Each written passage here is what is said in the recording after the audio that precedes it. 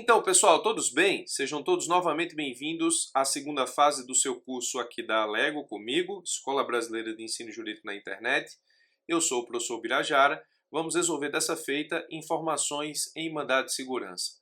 Nós temos um tema importante, que é a Lei 8666, ou seja, que trata de licitações e contratos, que é, nesse caso, o substrato legislativo principal por meio do qual nós vamos responder efetivamente a peça da semana, da rodada, e nós temos também que analisar algumas questões atinentes à própria lei do mandado de segurança, especialmente a preliminar que nós vamos levantar no que diz respeito à decadência.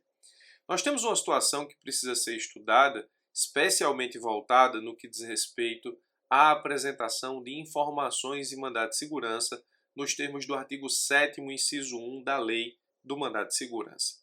O enunciado nos pede para apresentar esse tipo de peça processual, ou seja, informações em mandado de segurança. Muita gente errou essa peça porque acabou contestando o mandado de segurança em nome da Assembleia Legislativa. Nesse caso, não é bem essa a saída, nós vamos ver a partir da leitura atenta do enunciado da questão. Enquanto Procuradoria da Assembleia Legislativa, é plenamente plausível que você seja chamado, na qualidade de procurador da Alego, a ter que apresentar para a autoridade coatora, no caso para o consulente ou para a autoridade que provoca a procuradoria, informações em mandado de segurança. Você poderia me perguntar o seguinte, professor, as informações em mandado de segurança são prestadas pela autoridade coatora? Sim, de fato o são. A autoridade coatora é quem assina a peça? Sim, de fato o é. Mas a autoridade coatora pode muito bem pedir para que o seu corpo jurídico preste as informações ou confeccione a peça de prestação de informações, peça essa que você vai ter que assinar como procurador. Eu já fiz isso na minha atuação na Advocacia Geral da União e, nesse caso específico, nós prestamos as informações ou construímos, melhor dizendo, ou confeccionamos uma peça de informação em mandado de segurança para que essa autoridade coatora vá lá, assine a peça e coloque no processo nos termos do artigo 7º, inciso 1 da Lei do Mandado de Segurança, se assim ela concordar com os termos. As informações de mandado de segurança é uma peça que não tem, nesse caso, uma forma definida em lei. Nós não temos requisitos formais para informação em mandado de segurança. É uma peça de requisitos formais abertos. É uma petição comum. Não se pode dizer nem que nós estamos diante dos requisitos da petição inicial, porque nesse caso específico não estamos deduzindo pedido. Se você tivesse que comparar as informações de mandado de segurança com alguma peça processual, ela estaria muito mais ligada a uma contestação, já que você vai ter que enfrentar todos os argumentos trazidos pelo autor do mandado de segurança, no caso o impetrante, do que necessariamente com a petição inicial. Mas não podemos falar em contestação. São informações. É óbvio que a doutrina discute muito se o ente federado contra o qual, nesse caso, é ingressado o mandado de segurança ou contra o qual o mandado de segurança tenta anular o ato dito lesivo, e nesse caso específico, em contrapartida, contra o ato que delimita direito líquido e certo do impetrante do mandado de segurança, a doutrina discute, nesse caso, se esse ente federado é réu no mandado de segurança. Então, nós temos um mandado de segurança no enunciado, nós vamos ver daqui a pouco, contra o presidente da Assembleia, e muito se discute se nesse mandado de segurança o réu no mandado de segurança não seria o Estado de Goiás. Na verdade, essa é uma discussão doutrinária. Não te compete aqui, nesse momento, apresentar esse tipo de argumento, uma vez que você não é procurador do Estado de Goiás, nem está fazendo concurso para tanto, você é procurador da Assembleia Legislativa do Estado de Goiás, cujo presidente, a autoridade coatora, foi demandado em mandado de segurança e, nesse caso específico, você precisa fazer as informações para prestá-las em juízo e, obrigatoriamente, essas informações são assinadas pelo presidente da Assembleia. Nós vamos, como de costume, analisar o enunciado da questão de forma atenta para que possamos, a partir daí, construir as nossas informações a partir dos elementos trazidos e cobrados pelo examinador no enunciado da questão. Vamos lá, diz o seguinte: a Assembleia realizou licitação para contratar empresa de prestação de serviços de limpeza e conservação. Ao término do procedimento, sagrou-se vencedora a empresa Serviços LTDA, que celebrou em 1º de fevereiro de 2018 o contrato correlato. A partir de 10 de maio de 2018, a contratada deixou de fornecer os serviços contratados, sob o argumento de que a Assembleia teria atrasado os pagamentos devidos nos últimos 2 meses. além de alterar unilateralmente o contrato, o que resultou numa diminuição de 15% do valor inicialmente previsto, ocasionando prejuízo financeiro à prestadora. Nós temos então uma supressão de 15% do valor inicial do contrato. Após o processo administrativo instaurado pela Casa Legislativa, ocorreu a rescisão unilateral do contrato e a aplicação de penalidade disciplinar à empresa, que ficou suspensa de licitar pelo prazo de 2 anos, conforme decisão publicada no órgão oficial em 10/9/2018. A Assembleia procedeu à contratação emergencial de empresa de ramo de serviços de limpeza até a finalização do novo processo licitatório. Contra o presidente da Assembleia, a Serviços Ltda impetrou em 18 de 1 de 2019 mandado de segurança para anular a rescisão e a penalidade contra si determinadas, além de tentar impedir a nova contratação realizada. Em sua pretensão jurídica de manter o contrato, a empresa alegou na exordial. Aqui é o ponto principal, porque nós temos 5 argumentos apresentados pela impetrante do MS, argumentos esses que nós temos que contra-rebater justamente nas nossas informações de mandado de segurança, que nada mais serão aqui do que a defesa do ato impugnado via ação constitucional. Então a empresa diz, a Assembleia não poderia rescindir unilateralmente o contrato, uma vez caracterizada justa causa para a interrupção respectiva, ou seja, a empresa está dizendo que há justa causa para a interrupção dos serviços, razão pela qual a rescisão unilateral é indevida. A recusa na continuidade do contrato teria respaldo na regra da exceção do contrato não cumprido, vamos ver se isso é verdade. A mudança de quantitativo do objeto contratual somente seria legítima com a aquiescência das partes contratantes, não podendo ser imposta unilateralmente, pelo que, sendo ilícita a imposição do poder público, ilícita também seria a decisão de rescisão. Então, nesse caso específico, a empresa está dizendo que a supressão de 15% do valor inicial do contrato não é devido. A decisão da contratante em alterar o contrato teria violado o princípio do equilíbrio econômico-financeiro previsto na Lei 8666. A realização de nova contratação sem licitação afronta o princípio da isonomia e da competitividade. Por fim, a impetrante requereu a condenação do órgão ao pagamento dos valores não quitados, referentes aos 2 meses que não foram pagos. Então ela está pedindo aí que o mandado de segurança sirva para a cobrança de valores pretéritos. O presidente da Assembleia encaminhou o mandado de segurança à Procuradoria para que confeccione as informações nos termos do artigo 7º, inciso 1 da Lei de Mandado de Segurança. Então você tem que constituir aqui uma peça que, na verdade, vai servir de informações do mandado de segurança nos termos do que delimita o artigo 7º, inciso 1 da Lei do MS, nos termos do que requereu aqui o presidente da Assembleia. Então, como disse no começo da aula, não adianta discutir aqui se o Estado de Goiás deveria ou não ser o réu da ação. Nós temos da ação do mandado de segurança, ou seja, da ação mandamental, ação constitucional. Nós temos aqui apenas que apresentar as informações em MS naquilo que requereu o presidente da Assembleia, nos termos também do enunciado da questão, porque isso é o que pede o nosso examinador. Não adianta ir por outro caminho. Você não vai contestar o MS aqui, representando a Assembleia, você não vai, nesse caso, apresentar nenhum tipo de argumentação em representação da Assembleia, você vai funcionar aqui como membro da Advocacia Pública Legislativa a promover assessoramento jurídico ao presidente da Assembleia na construção das informações em mandado de segurança. A primeira coisa que você precisa perceber é que, como disse, essa petição não tem uma forma pré-definida, então nós não temos requisitos formais para a feitura dessa peça processual, mas aqui você vai ter que apresentar a peça como se fora o presidente da Assembleia. Não em representação a ele necessariamente, mas você faz a peça em nome do presidente, não o representando. Afinal de contas, essa peça vai ser assinada pelo presidente da Assembleia, pelo deputado estadual presidente da Alego, e vai ser, nesse caso, entregue ao processo. Essa é a razão de existir das informações em MS. Você vai assinar ao final procurador da Assembleia Legislativa do Estado de Goiás? Sim, sem problema. Até porque você está prestando um assessoramento jurídico, mas não em representação. É assessoramento jurídico mesmo. Então não adianta aqui você colocar o presidente da Assembleia neste ato representado pela Procuradoria da Alego, não, isso está errado. Você não vai colocar aqui o presidente da Assembleia neste ato representado por qualquer coisa, não, está errado.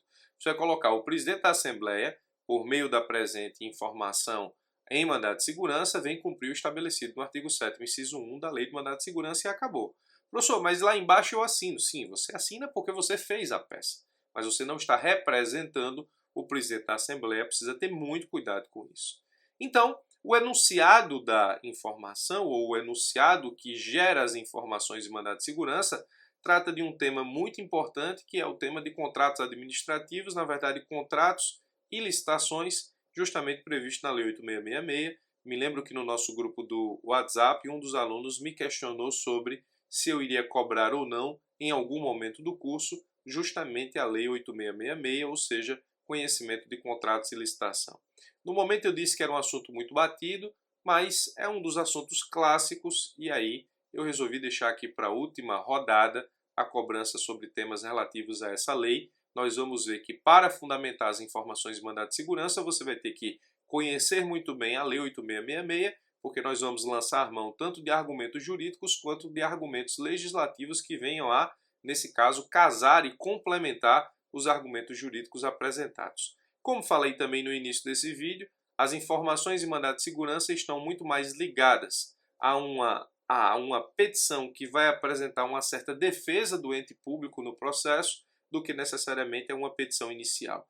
Então, como disse também, não existem requisitos formais, não há exigência formal específica para esse tipo de peça, mas ela se assemelha a uma peça de defesa.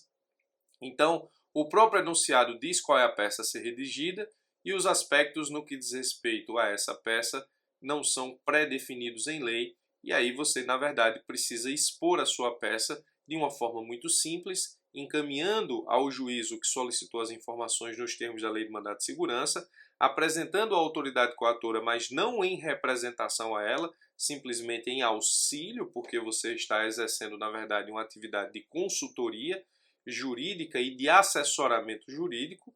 E então, consultoria jurídica e assessoramento jurídico não somente na feitura de parecer, né? Nós sabemos que um procurador ele pode prestar consultoria e assessoramento jurídico, justamente nesse caso, redigindo a peça em auxílio à autoridade coatora, como é o caso que nós fazemos aqui, coisa que eu também já fiz na minha atividade profissional, já tive a oportunidade de dizer. Então a sua peça vai ter o encaminhamento ao juízo que solicitou as informações, vai ter a identificação do presidente da Assembleia como autoridade coatora, sem representação, e dizendo que essa autoridade coatora vem prestar as informações requeridas pelo juízo, nos termos do artigo 7º, inciso 1 da Lei do Mandado de Segurança apenas. Primeira coisa que você vai ter que fazer logo depois daí é apresentar uma preliminar. A preliminar seria de decadência prevista no artigo 23 da Lei do Mandado de Segurança, a Lei 2016-2009, que diz o seguinte: o direito de requerer mandado de segurança extinguir-se-á decorridos 120 dias, contados da ciência pelo interessado do ato impugnado. Então nós temos 120 dias de prazo decadencial. Se você analisar o enunciado da questão, nós temos que esse prazo foi desrespeitado pela impetrante do mandado de segurança, a empresa Serviços LTDA, coisa que você deve alegar de forma preliminar.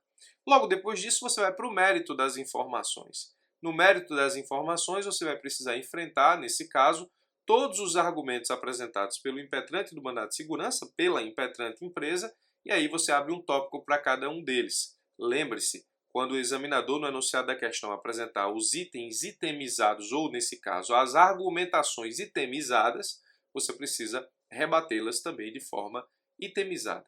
Então, item 1. A Assembleia pode sim rescindir de forma unilateral o contrato ante o descumprimento de cláusula contratual, porque, nesse caso, ausente a justa causa para a paralisação dos serviços da empresa Serviços LTDA. Isso está previsto no artigo 77 a 79 da Lei 8666. A possibilidade, nesse caso, de rescisão unilateral e os casos de rescisão unilateral por parte da administração, dentre os quais está a paralisação sem justa causa dos serviços prestados pela contratante. Eu sugiro que os senhores abram a Lei 8666 e leiam atentamente os artigos 77 a 79, justamente porque esses dispositivos vão te dar uma boa revisão sobre as hipóteses de rescisão unilateral por parte da administração, coisa que pode cair em seu concurso, inclusive com outra hipótese legal. O segundo argumento a enfrentar as pretensões deduzidas no mandado de segurança diz respeito, nesse caso, à não aplicação da exceção do contrato não cumprido.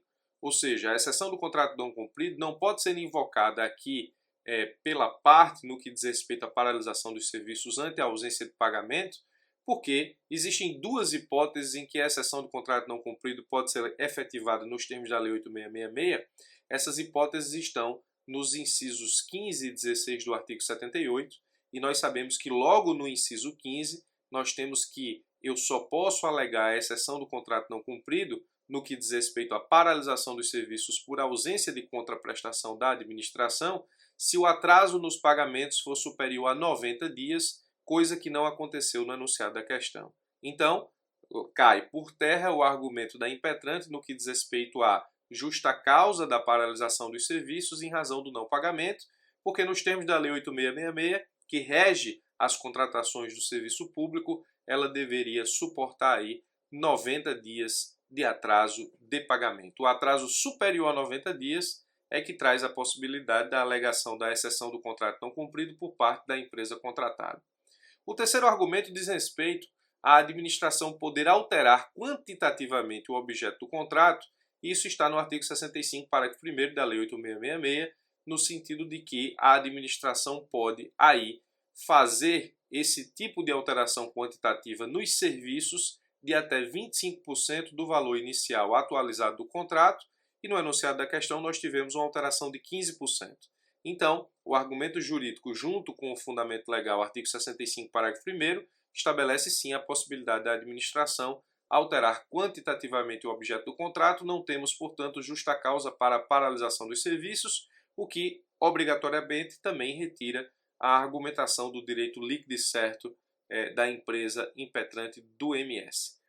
Pelo mesmo motivo, não há que se falar em violação ao equilíbrio econômico-financeiro do contrato, uma vez que a diminuição quantitativa realizada nos moldes da legislação configura circunstância previsível quando da celebração da avença, ou seja, se o contrato é regido pela Lei 8666 e suas cláusulas são claras, inclusive as previstas em lei, no momento que a empresa decide contratar com o poder público, ela se submete a essas regras. Então, essa alteração quantitativa é permitida por lei. A empresa não pode, nesse caso, alegar isso para suspender os serviços.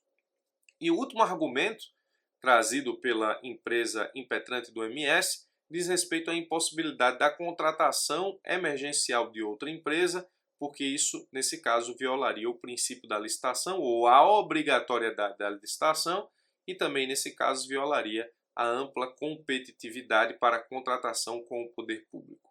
Nós sabemos que o artigo 24, inciso 4º da Constituição, ou melhor, da Lei 8666, com redação dada pela Lei 12.188, estabelece então a possibilidade de contratação emergencial com dispensa de licitação nos casos de emergência ou calamidade pública, quando caracterizada urgência de atendimento de situação que possa ocasionar prejuízo ou comprometer a segurança das pessoas, obras, serviços, equipamentos e outros bens públicos ou particulares, e somente para os bens necessários ao atendimento da situação emergencial ou calamitosa, que devem ser concluídas, ou obras que devem ser concluídas em 180 dias, sem possibilidade de prorrogação desses contratos. Então nós temos uma situação emergencial não criada pela administração, embora a jurisprudência do STJ diga que ainda que a urgência, a emergência seja criada pela administração, ela poderia contratar de forma dispensada, ou seja, sem licitação, dispensada a licitação, porque nesse caso você não poderia punir a sociedade duplamente, seja pela ausência de serviço público, seja pela negligência no caso do administrador, que criou a emergência. Então, criando ou não a emergência, o STJ entende que se aplica o artigo 24, inciso 4º da Lei 8666. Agora, no caso, o argumento nessa situação ainda é muito mais forte, porque a emergência não foi criada pela administração, quem parou de prestar os serviços foi a empresa Serviços LTDA, e obrigatoriamente o serviço é de conservação e limpeza. Se não houver contratação emergencial, obrigatoriamente a Casa Legislativa chegará ao momento em que terá que fechar suas portas pela impossibilidade de manutenção dos seus serviços, haja vista a inexistência de serviços de conservação e limpeza das suas instalações. Então, em caráter emergencial, a Assembleia foi lá e contratou, com dispensa de licitação, outra empresa para suprir a ausência da prestação de serviços da Serviços LTDA, o que fez dentro, obrigatoriamente, da lei. Então veja que os 5 argumentos apresentados pelo impetrante do mandato de segurança foram devidamente rechaçados, e com isso nós apresentamos todos os argumentos municiados e devidamente complementados, tanto com argumentação jurídica quanto argumentação legal. Veja que você precisou aí conhecer vários dispositivos da Lei 8666, que foram os dispositivos que sustentaram a contra-argumentação da Assembleia para todos os argumentos trazidos pelo impetrante do mandado de segurança. Tivemos um argumento preliminar no que diz respeito à impossibilidade da utilização do mandado de segurança, haja vista a decadência do direito de manuseá-lo, nos termos do artigo 23 da Lei do Mandado de Segurança, ou seja, 120 dias. E nós temos como último argumento, se vocês se lembram, a empresa pediu para que a Assembleia, no mandado de segurança, pagasse os valores atrasados, e nós temos que a súmula 269 do Supremo Tribunal Federal impossibilita, ou seja, não permite o pagamento de valores atrasados justamente por mandado de segurança, uma vez que, diz o Supremo, a ação mandamental não é substitutiva da ação de cobrança, razão pela qual, nesse caso específico, por entendimento sumulado do Supremo Tribunal Federal, nós estamos impossibilitados, enquanto Assembleia, de fazer pagamentos retroativos. Se você acompanha a jurisprudência e entende de mandado de segurança, especialmente quando nós temos a atuação da Fazenda Pública, é possível sim realizar pagamentos em mandado de segurança, mas de pagamentos ou de valores que surjam pós a sua impetração. E, obrigatoriamente, o Supremo e o STJ possuem jurisprudência no sentido de que se aplica ao mandado de segurança o regime de precatórios. Nesse caso aqui, nós não temos a mesma situação. A empresa quer que sejam pagos valores atrasados e, nesse caso específico, a súmula 269 cai como luva, uma vez que não é possível utilizar o mandado de segurança como substitutivo de ação de cobrança. A empresa deve cobrar isso por ação ordinária, normal, comum, no juízo de primeiro grau, tendo como réu aí, na verdade, o Estado de Goiás e não a Assembleia Legislativa. Então, você precisaria, nesse caso, apresentar uma preliminar de decadência, 5 pontos de mérito nas informações do mandado de segurança, apresentando contra-argumentação aos 5 argumentos apresentados pelo impetrante do mandado de segurança, a empresa Serviço LTDA, e depois utilizar aí, arrematando as informações, a impossibilidade do pagamento dos valores atrasados nos termos da súmula 269 do Supremo. Como disse, informações de mandado de segurança não têm forma definida, a peça se assemelha muito a uma contestação, embora você não tenha que preencher os requisitos da contestação, você vai finalizar aqui pedindo para que o mandado de segurança não seja conhecido nos termos específicos da aplicação da decadência e depois, se conhecido, eventualmente, que no mérito seja improvido nos termos da argumentação dos 5 pontos, lembrando inclusive que não é possível fazer pagamento retroativo, justamente nos termos da súmula 269, encerra o seu mandado de segurança assinando como procurador, mas lembrando que você não está agindo em representação à autoridade coatora, pelo contrário, você está prestando informações em assessoria a essa autoridade que assinará e mandará as informações pro processo. Essa é a melhor forma que eu conheço de fazer informações de mandado de segurança, uma peça que muito provavelmente, e é bem provável porque está entre as atribuições da Assembleia Legislativa do Estado de Goiás, então pode muito bem fazer parte do conjunto de peças a serem cobradas na tua prova ou a peça processual a ser cobrada na tua prova. E aqui, obrigatoriamente, estamos tratando tanto da Lei de Mandado de Segurança, quanto da Lei 8666, quanto de uma súmula do STF, a súmula 269. Então, muito assunto aqui que também pode, em outras peças e em outras situações, estarem na sua prova de segunda fase da Assembleia Legislativa do Estado de Goiás. Espero ter esclarecido a construção dessa peça, importante peça do nosso curso, e aguardo todos para a nossa última aula, a aula, portanto, do segundo parecer da Assembleia Legislativa do Estado de Goiás, finalizando a nossa terceira rodada.